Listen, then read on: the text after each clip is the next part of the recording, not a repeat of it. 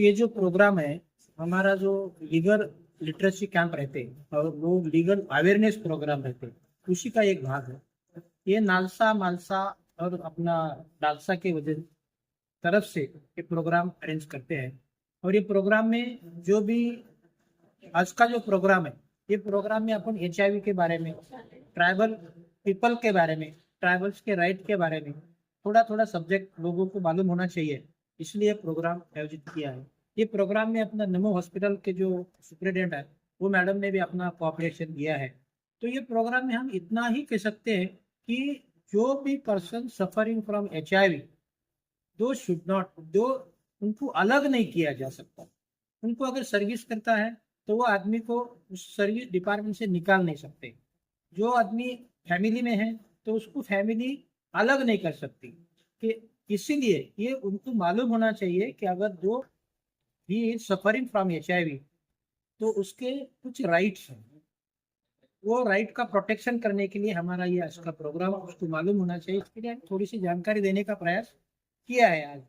तो जो भी पीपल है जो आर सफरिंग फ्रॉम HIV, तो उनको मालूम होना चाहिए कि अगर मुझे किसी ने घर से बाहर निकाल दिया तो मैं कहाँ जाऊँ।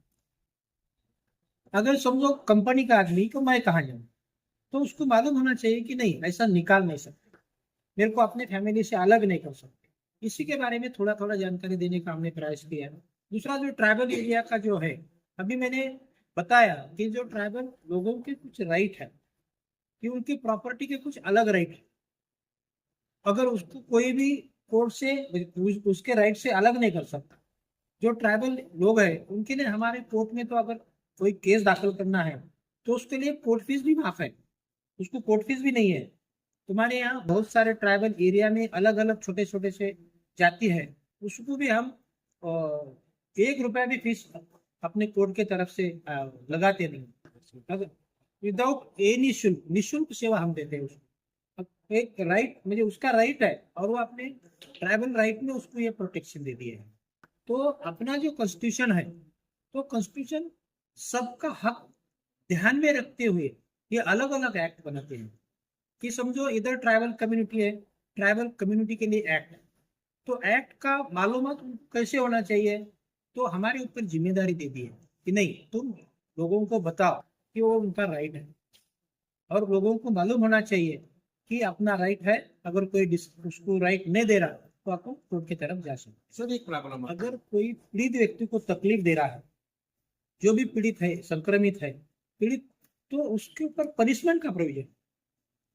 ऐसा नहीं कर सकते तो उसको पीड़ित होने की वजह से उसको देखने का नजरिया बदल रहा है, तो अगर सामने से आ रहा है तो वो रास्ता बदल के जा रहा है, ये गलत है, ये डिस्क्रिमिनेशन, ये गलत जो भी करता है वो ही शुड बी पनिश।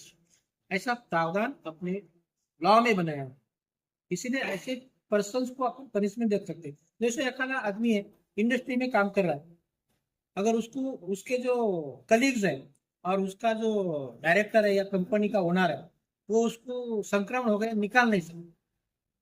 वो सब लोगों के साथ उसको अच्छी तरह से ट्रीट करना चाहिए। अगर कोई ऐसा करता है तो वह गलत है और कायदे के हिसाब से उसको पनिशमेंट है। अगर कोई शिकार हो गया तो सब कहाँ जाए, दरवाजा? नहीं, शिकार हो गया, अगर कोई किसी ऐसा शिकार हो गया तो हमारा लीगल लिटरेसी जो प्रोग्राम में है इसमें भी आते जाओ। और दूसरा, हमारा परमानेंट सोल्यूशन के लिए हमारे कोर्ट में हमारा जो ये प्रोग्राम है, इसके बारे में हमारा परमानेंट आदमी रहता है, वो सबको तुम्हें इसके बारे में जानकारी है।